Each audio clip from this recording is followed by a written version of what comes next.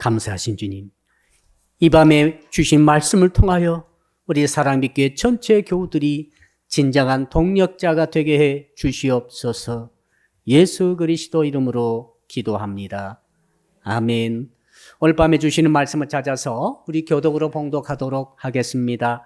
신약성경 빌레몬서 1장 1절로 7절의 말씀입니다. 빌레몬서 1장 1절로 7절의 말씀 351쪽을 펴주시기 바랍니다. 빌레몬서 1장 1절로 7절까지의 말씀을 우리가 교독으로 읽을 때에 제가 먼저 빌레몬서 1장 1절의 말씀을 읽겠습니다. 그리스도 예수를 위하여 갇힌 자 된 바울과 및 형제 디모데는 우리의 사랑을 받은 자요 동력자인 빌레몬과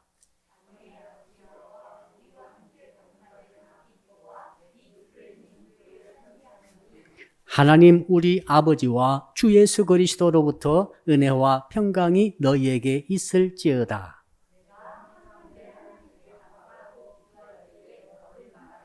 주 예수와 및 모든 성도에 대한 네 사랑과 믿음이 있음을 들음이니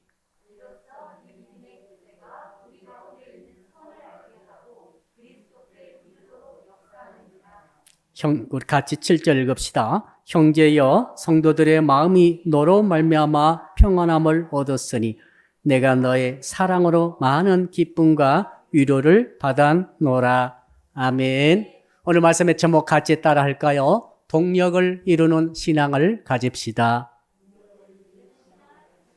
우리 옆 사람 인사하겠습니다. 우리 서로 동력을 합시다. 동력이라고 하는 것은 같이 일한다, 함께 일하는 자라는 뜻이죠. 사도 바울이 지금 감옥에 있습니다. 로마에 아마 자기 그 가택 연금 상태로 감옥에 갇혀 있으면서 로마 황제가 재판하기까지 2년이 걸리는데 2년간 지금 갇혀 있는 것입니다. 동서남북 소아시아이든 팔레스타인이든 유럽이든 서바나까지 줄곧 돌아다니던 그분이 이제는 꼼짝 못하고 다 갇혀 있으니까 얼마나 사실은 답답했겠습니까?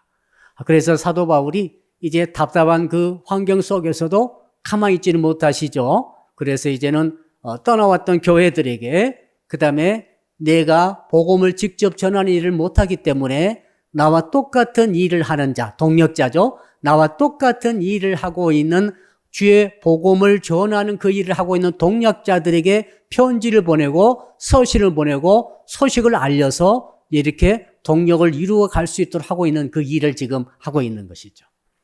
그래 빌레몬서는 신약 성경에서 가장 짧은 성경 중에 하나이죠. 그래서 한 장으로 되어 있습니다.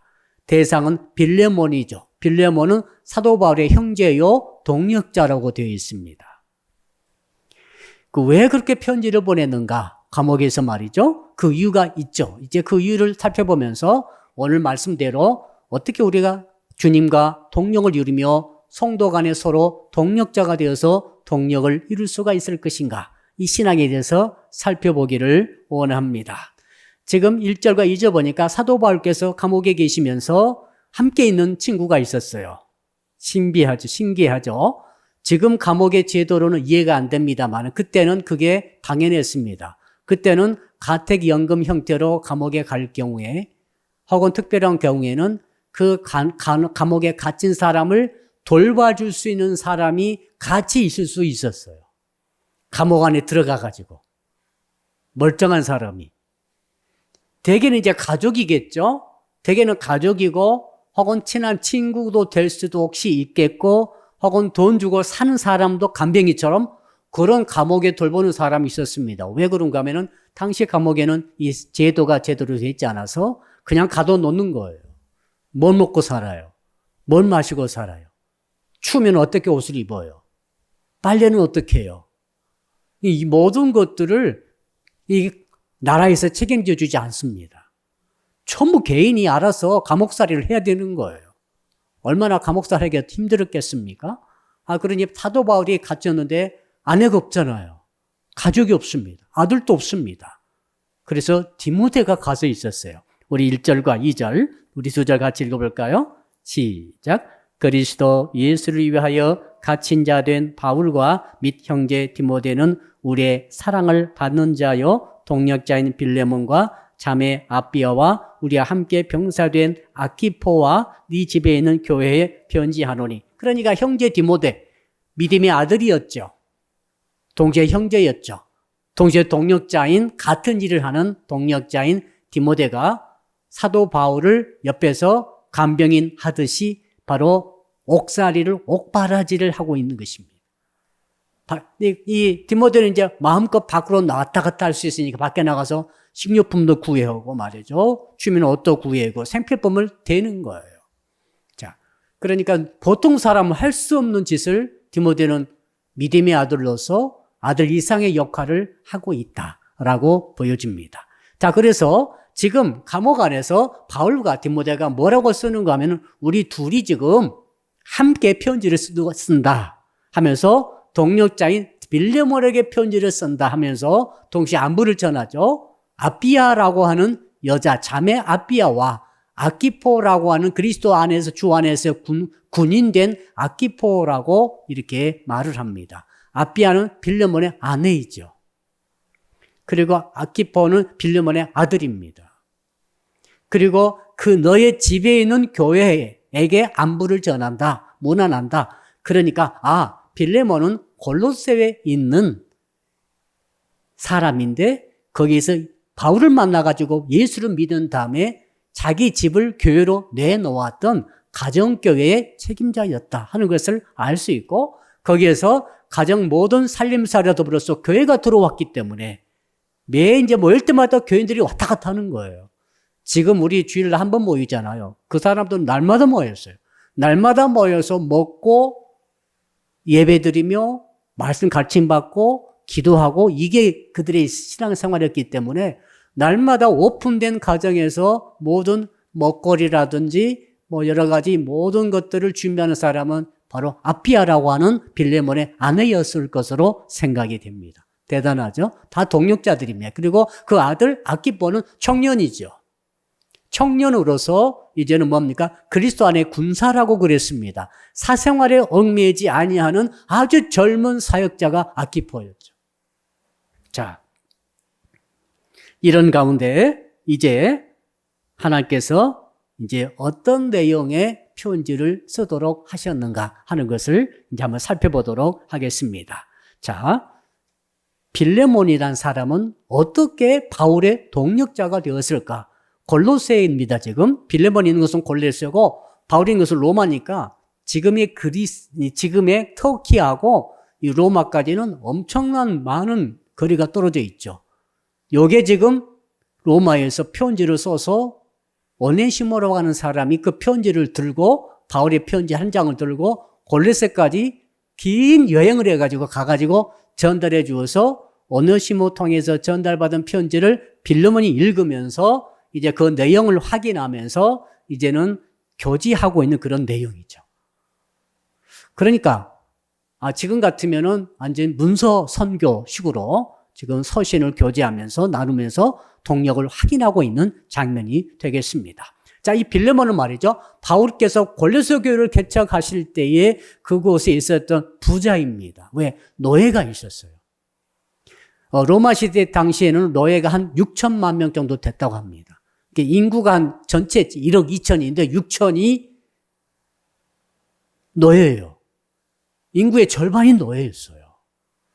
그러니까 가장 힘든 일, 험한 일, 생산하는 일, 농사하는 일, 공장에서 뭘 만드는 일, 건물을 짓고 배를 만들고 제조하는 일, 모든 일은 거의 노예가 다 맡아 하는 거예요. 노예는 뭐가 없습니까? 임금이 없어요. 세상에 임금이 없이 월급도 겨우 먹고 살 수 있도록만 해주고 나머지는 임금은 따로 없어요. 그러니까 로마 제국으로 있어서 볼 때는 6천만에 해당하는 노예 계급이 로마 제국 전체를 강력하게 만드는 아주 경제의 토대 아닙니까? 노동력이 다 거기서 오기 때문에. 자, 이런 가운데 부자들은 거의 다 몇 명씩 노예를 거느리고 있었다고 합니다. 특히 로마 시민권을 가진 사람일 것으로 생각이 되는데 빌레몬이 말이죠. 자, 로마 시민권을 가진지 안 가진지 모르지만 확실한 것은 그에게 노예가 여러 명 있었습니다. 그중에 한 노예가 오네시모였어요. 오네시모가 말이죠. 노예살이 하다가 그만 때가 돼가지고 틈을 노리다가 주인 빌레몬의 금품을 훔쳐가지고 달아났습니다. 달아나가지고 사람이 제일 많은 곳이 어디였어요? 로마 아닙니까? 로마 가서 좀 자유롭게 내가 자유를 누리면서 살아보리라 해가지고 로마로 들어갑니다.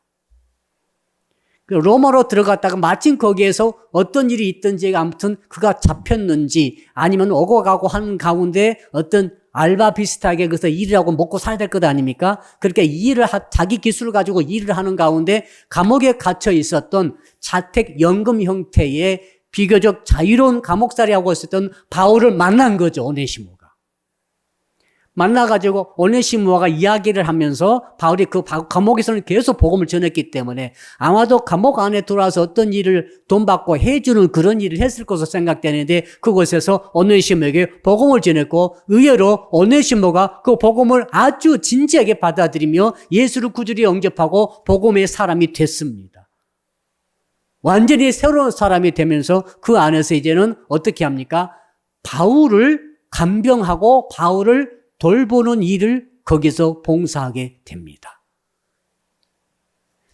그러면서 나중에 오네시모는 바울에게 있어서 없어서는 안 될 사람이 된 거예요.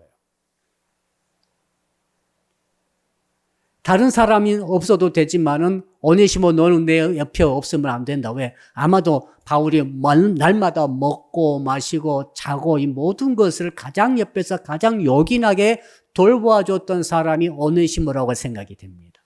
자, 그래서 바울이 나중에 뭐라고 그럽니까? 거기 보니까 바울이 나중에는 오네시모를 가르쳐서 혹시 성경 가져오신 분들은 12절을 한번 같이 읽어볼까요? 12절입니다. 같이 읽읍시다. 시작. 네가 그를 네게 그를 돌려보내노니 그렇죠? 그는 내 신복이라. 신복이라고 그랬어요. 신복이란 단어의 뜻은 내 간이다. 내 심장이다. 5장 6보다 그런 뜻이에요.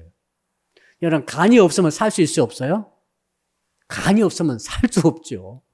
심장이 없으면 살 수 없죠. 이처럼 오네시모야 너는 나의 신복이야. 내 간이고 내 심장이다. 이 정도로 넌 나에게 중요한 사람이야. 라고 하면서 오네시모에게 심부름을 시키는데 그게 동력이죠. 자, 서신을 적어가지고 서신을 심부름을 우체부로 시키는 거예요. 얼마나 중요한 일인지 모릅니다. 자, 그러니까 그때 당시 그리스에 흩어져 있고 터키 지방에 흩어져 있던 수많은 교회들이 세워져 있었습니다. 아마 10여 개 이상이 훨씬 넘었을 거예요. 10여 개가 훨씬 넘는 믿음의 공동체를 세워졌고 그곳마다 장로들, 사역자들이 세워져 있는 그곳에 이제 멀리 감옥에 있으면서 편지를 계속 적어가지고 디모데가 아마 그걸 적었을 것 같아요. 바울은 불러줬을 것 같아요. 눈이 안 좋기 때문에. 그리고 이제 편지 쓴 다음에 그 편지를 날라다 줘야 될 것 아닙니까? 누군가는 바울 곁에 있어야 되고 누구는 또 가야 됩니다. 이때 오네시모가 그 역할을 한 거죠. 훌륭한 신복이자 동역자이자 형제가 된 거죠. 자, 그렇게 하고 있는데 나중에 알게 됐어요. 이 오네시모가 다름 아니라 자기가 바울께서 골로새에서 교회를 개척하면서 형제여 동역자로 삼았던 빌레몬, 특히 자기 집안을 가정교회로 내놓았던 엄청난 헌신을 했던 그 빌레몬의 집의 노예였고 이 노예가 이 오네시모가 그 집에서 돈을 훔쳐가지고 도망 나온 노예였다라는 것을 알게 됐어요. 이것이 우연히 알게 됐는지 오네시모가 예수 믿고 나서 고백했는데 그건 자세히 나와 있지 않지만 이게 자연스럽게 알려졌어요. 그때 오네시모가 말합니다. 내가 가겠다고 말합니다. 여러분, 노예가 도망친 노예들은 말이죠. 그때 당시에 사유재산 시대였어요. 두 발이 달려있는 유능한 도구, 이 정도였어요. 사유재산, 자기 재산이요. 100만 원짜리, 200만 원짜리 이런 식이에요, 지금. 마치 옛날 우리가 소를 키울 때 소가 농부에게 굉장히 요긴한 짐승이었죠? 똑같아요. 노예가 농사 지을 때, 무슨 일을 할 때 회사 돌릴 때 가장 유능한 어떤 영혼이 없는 유능한 존재, 이 정도였습니다. 그러니까 사유재산이 도망갔다 하는 것은 큰 죄죠. 그래서 주인이 잡게 되면은 그 주인이 그 노예를 도망쳤다 잡힌 노예는 죽일 수 있었어요.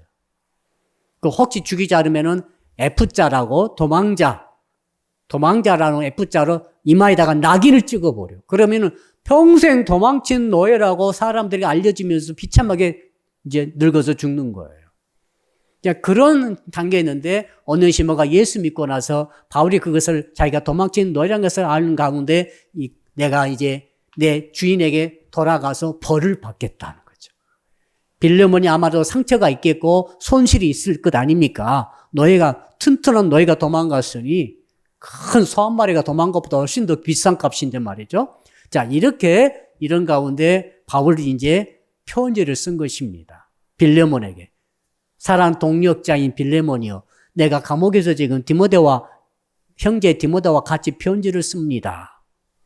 내가 빌레몬 너에게 편지 쓰는 이유는 오네시모 때문에 지금 쓰는 것이다. 오네시모가 우리를 만나가지고 완전히 새로운 사람이 되었다. 나의 신복이 되었고 나의 동력자가 되었고 나의 형제가 되었다. 그러나 그가 도망친 노예였기 때문에 그 신분에 죄가 있잖아요. 죄는 어떻게든지 해결받아야 되는데 해결받는 방법이 한 가지 있는데 주인이었던 사람이 용서해 줘버리면 자유를 얻는 거예요. 내가 오네시모를 보낼 테니까 오네시모 만나게 되면 네가 나를 동력자로 여긴다고 한다면은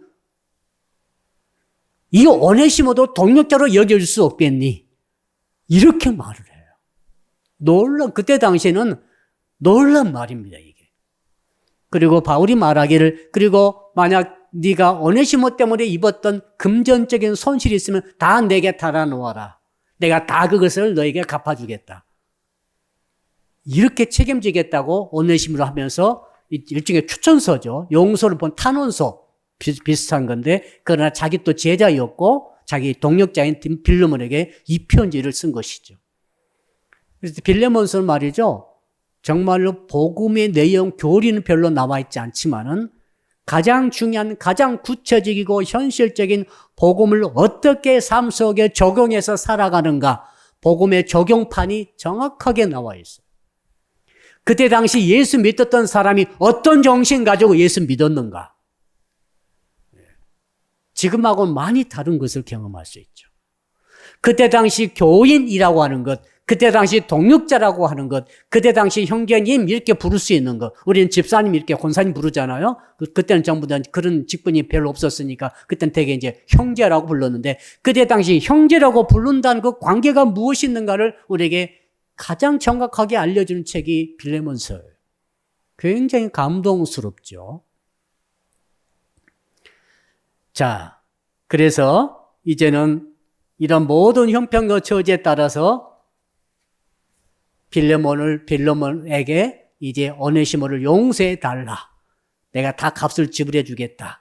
그리고 네가 맞을 날을, 자, 우리 17절 중요한 말씀인데 한번 읽어볼까요? 17절 읽어봅시다. 그러므로 시작. 그러므로 네가 나를 동력자로 알진대 그를 영접하기를 내게 하듯 하고. 자, 오네시모는 도망친 노예예요. 가장 심각한 죄를 지은 사람으로 죄인의 신분이죠, 아직은.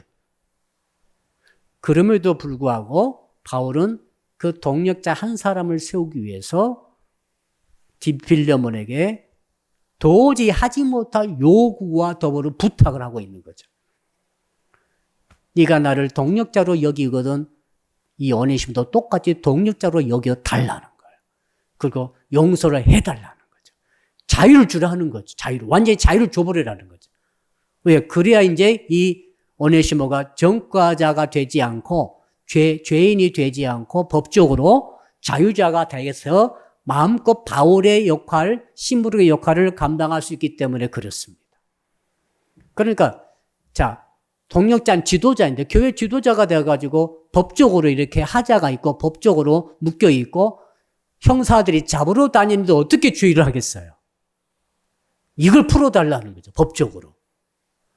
그때 당시 로마 그 제국 당시에는 이런 일들을 흔치 않고 대단히 어려운 일이고 많은 비용과 대가를 지불해야 될 그런 일이죠. 가깝지 않은 사람은 부탁할 수 없는 일입니다.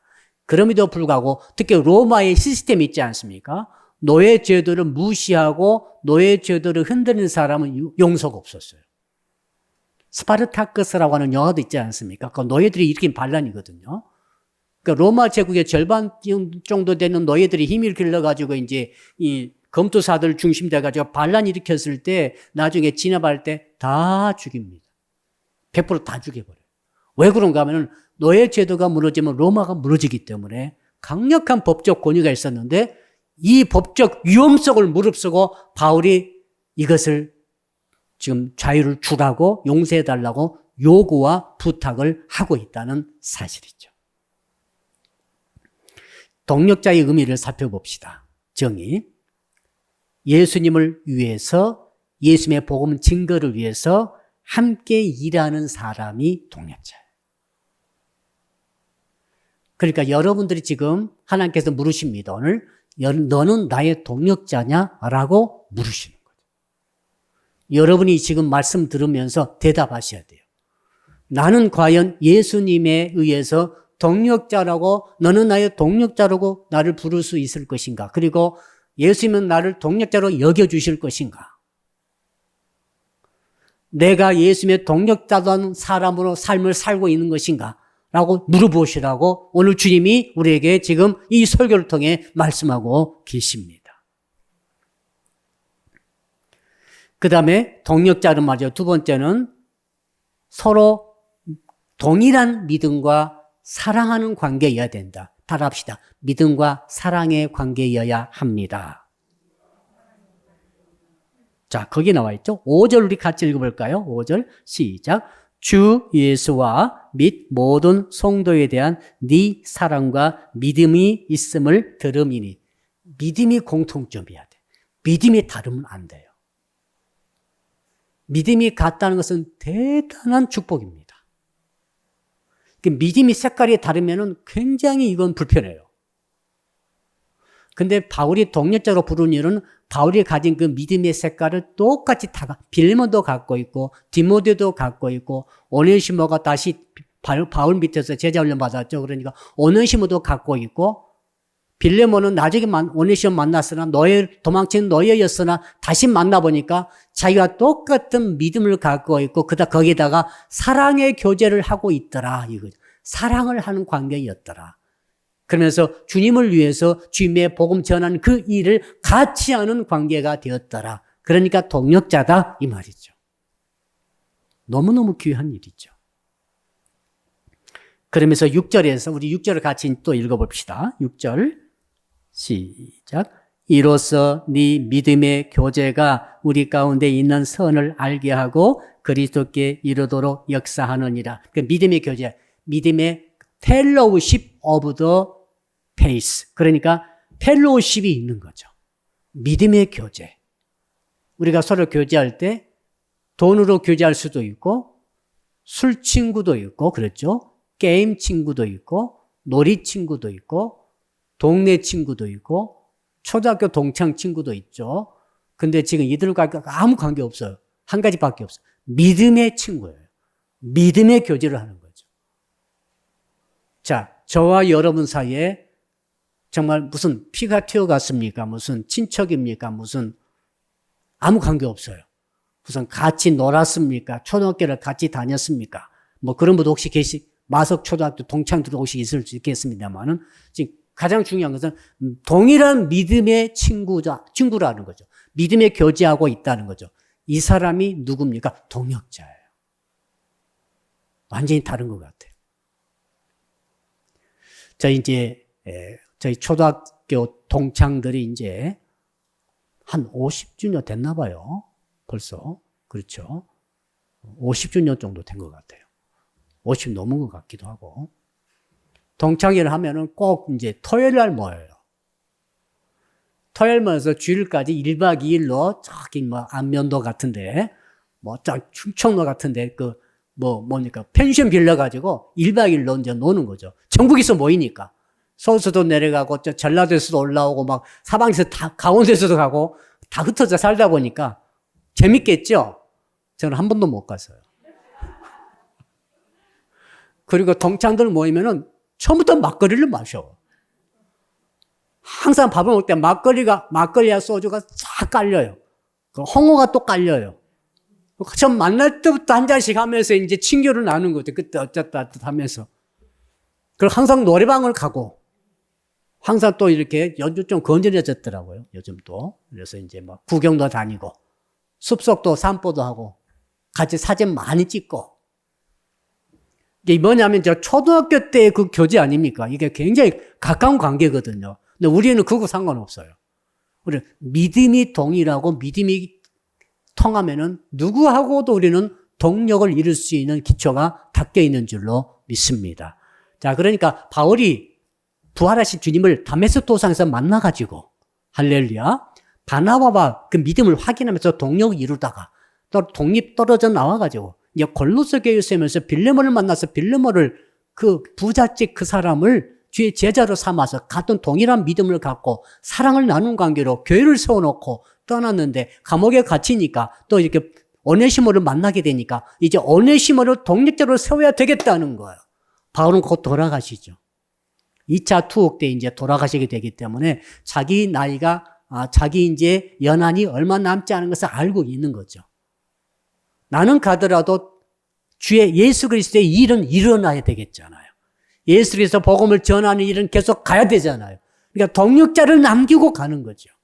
한 사람의 동력자가 얼마나 중요한지 모릅니다. 한 사람의 동력자를 제대로 세우면은 한 도시가 살 수 있고 지역이 다 살 수 있죠.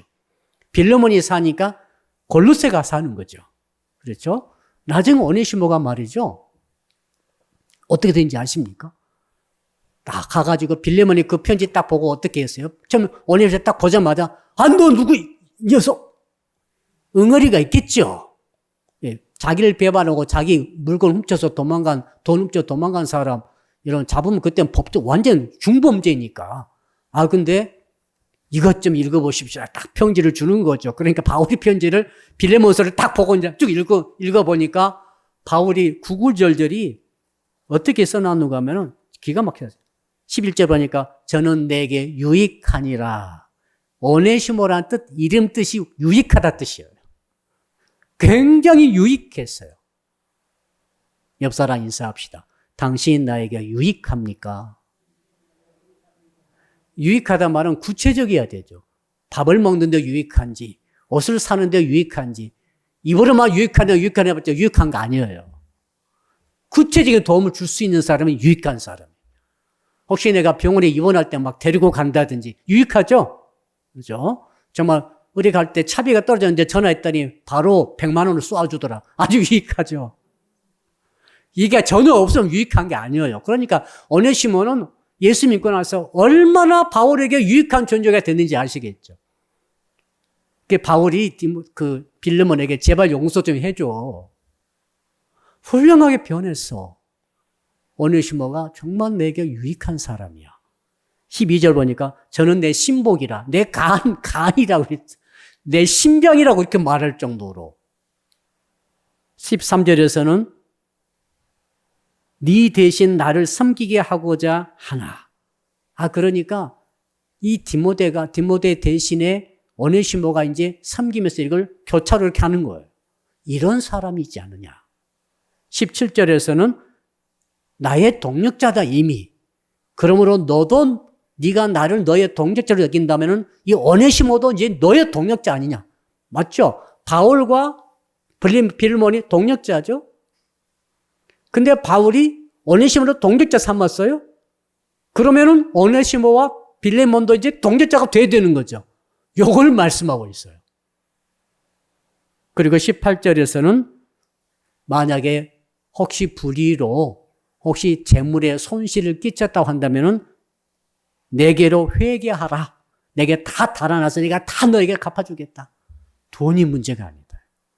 너의 값이 상당하지 않습니까?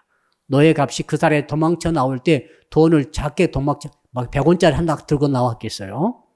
상당한 그 금을 아마 주인에게 손실을 끼치고 가지고 나왔을 텐데 그걸 다 갚아주겠다고 했어. 그런 게 문제가 아니라는 거죠. 자, 그러니까 이런 편지를, 절절한 편지를 딱 빌레몬이 받았을 때 용서했겠습니까? 용서하지 않았겠습니까? 안 돼, 너 그래도 너는 모노법에 따라 용서받지 못해. 너는 벌을 받아야 돼. 이렇게 했겠습니까? 어떻겠습니까? 용서를 한 거예요. 그러니까 빌레몬서가 지금 남아있는 거죠. 빌레몬이 깨끗이 용서하고 오네시모에게 자유를 줬습니다. 그리고 동력자로 여겨졌습니다. 그 전에는 도망친 노예였잖아요. 주인과 노예 관계죠. 그것도 도망친 노예입니다. 그런데 이제는 동력자가 되고 형제라고 부를 수 있는 형제 관계가 된 거죠. 야, 당시 초대교회의 동력자의 관계와 성도의 관계가 어떠했다는 것을 이렇게 자세히 우리에게 보여주고 있어요. 자, 그리함으로 오늘 밤에 우리가 이제 마지막 물어봐야 되겠습니까? 한번 따라 합시다. 나는 과연 주님의 동력자입니까? 여러분이 예수님의 동력자가 맞습니까? 그리고 예수님은 여러분을 너는 나의 동력자다라고 여겨주실까요? 이 질문을 해봐야 돼요. 아, 나는 과연 주님의 동력자인가? 우리 다미 형제는 예수님의 동력자인가요? 예, 한번 신중하게 생각을 해야 할 줄로 압니다. 아, 내가 주님의 동력자라고 하는 것이 무엇인가? 디모데 정도는 돼야 되지 않겠습니까? 오늘 본문에 보면은 6명의 이름이 나오죠. 주님의 동력자가 6명이 나와요. 바울, 디모데, 빌레몬, 누굽니까? 또 아내, 아비야, 아들, 아키포, 그 다음에 마지막 6번째 오네시모. 6명의 전부 주님의 동력자예요. 그래서 내가 진정한 주님의 동력자에서 확인을 하려면은 6명의 주님의 동력자가 어떻게 했는가를 알아보고 그들이 한 것처럼 우리도 그렇게 하면은 우리가 주님의 동력자가 될 수 있으리라고 믿습니다. 어떤 바울이 주님의 동력자였죠. 어떻게 했습니까? 주님의 일을 하다가 감옥에 갇혔어요. 이건 주님의 동력자로서 희생한 거죠. 희생이 있어야 돼. 여러분이 나 예수님의 동력자입니다라고 말할 수 있으려면은 예수님을 위해서 어떤 부분에 희생이 있어야 돼요. 희생이 전혀 없으면 동력자가 될 수 없어요. 빌레몬도 희생하잖아요. 오네시모를 동력자로 받아들이면서 재물이라든지 사회적 위치라든지 어떤 점에서 상당한 희생을 한 거예요. 여러분 예수님 위해서 희생한 부분이 있나요? 작은 것으로 희생이라고 말을 쓸 수가 없어요. 바울처럼 감옥에 갔지. 디모데는 어떻게 했습니까? 디모데 두 번째 이제 동력자이죠. 뭘 희생했습니까? 자기 인생이 없어요. 취업해서 돈 벌지 못해요. 감옥에 들어가서 자기 동력자인 사도 바울을 옥바라지하면서 대필하는 그 일을 위해서 온전히 자기 시간과 인생을 헌신하고 희생하고 있죠. 그러니까 동력자가 되는 거죠. 빌레몬은요, 방금 말씀드렸듯이 도망친 노예를 깨끗이 공짜로 프리로 용서를 해버리더라. 그리고 위치가 이랬습니다만 이제는 완전히 형제로 주더라. 동력자죠. 그리고 자기 가정을 내놓았더라. 예수님의 동력자임이 확실해요. 재물적인 헌신이 있고 희생이 있고 사회적 관계 속에서 어떤 희생과 헌신이 분명히 하죠. 그리고 동력자인 바울의 요청을 아무 거리낌 없이 수용하고 받아주더라. 동력자가 부탁하면 거절 못하는 거죠. 바울이 그렇습니까? 그렇지 않습니까? 디모데야 빨리 감옥으로 오라. 디모데가 오라고 그래요. 디모데가 그러니까 다 집어치우고 갑니다. 감옥살이 하려고. 동력자죠. 바울이 오네시모를 빌레몬아 용서해. 용서하잖아요. 보통은 절대 용서 못합니다. 이거. 상당한 대가를 받고 용서하지. 근데 용서해버리잖아요. 뭡니까? 형제에 대한 헌신과 희생. 주님에 대한 헌신과 희생. 이것이 동력자의 특징 아니겠어요? 그 다음에 아비야, 빌레몬의 아내죠. 큰 일을 못했다 하지만은 가장 중요한 일을 했죠. 교회를, 자기 가정을 교회로 들여버리는 거죠. 얼마나 많은 일이 늘어났겠고, 사생활이 많이 없어지겠고, 많은 장애가 오겠고, 혹시 로마 제국에서 집단적인 방해가 오면은, 핍박이 오게 되면은, 직격탄을 맞을 수 있는 위치에 위험에 자기를 노출시켜버리는 거죠. 아비야 훌륭한 동역자입니다. 그의 아들, 젊은 이 아들, 아마 지금 같은 20대 초쯤 될 것 같아요. 이 아들 아끼보고 어떻겠습니까? 이제 그리스도의 군사로 사생활에 얽매이지 않는다. 이 말은 풀타임으로 주의 복음을 전하는 일을 하는 사람이란 의미가 들어있죠. 자, 이 6문을 우리가 싹 살펴봤습니다. 마지막으로 오네시모는 도망친 불량한 범죄자 노예였음에도 불구하고 예수를 믿은 다음에는 어떤 일이 있었습니까? 바울로부터 확실히 예수 믿고 바울을 섬기는 자가 되고 바울을 옥바라지하고 바울의 유익을 끼치는 자가 되고 바울의 동력자가 되어서 바울 서신들을 가슴에 품고 수백리 수천리를 고생하면서 무슨 비용을 다 주겠어요? 무슨 호텔에서 잠을 자겠어요? 얼마나 위험하며 얼마나 그 험한 것을 다 다니면서 복음을 전하고 소식을 가지고 다시 바울에게 알려주는 훌륭한 동력자가 된 줄로 믿습니다. 실제로 교회사에 보니까 교회사 이그나티우스라고 하는 우리 교부 중에서 순교하신 분이 계세요. 유명한 순교자 이그나티우스가 순교하러 목숨을 이제 빼앗기로 가면서 편지를 써서 남겨요. 교회. 그 서신을 남기는데 거기에 오네시모 이야기가 있어요. 이건 기록에 나와 있는 거죠. 오네시모를 칭찬해요. 에베소에 가보게 되면은 오네시모라고 하는 감독이 있다. 그는 정말로 훌륭한 사람이다.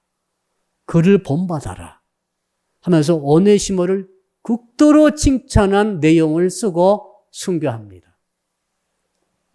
오네시모는 사도 바울 그때 회심하고 바울의 동력자 되고 빌레몬에 의해서 자유를 얻은 다음에 계속해서 풀타임으로 전 세계 돌아다니면서 하나님의 일을 한 줄로 믿습니다.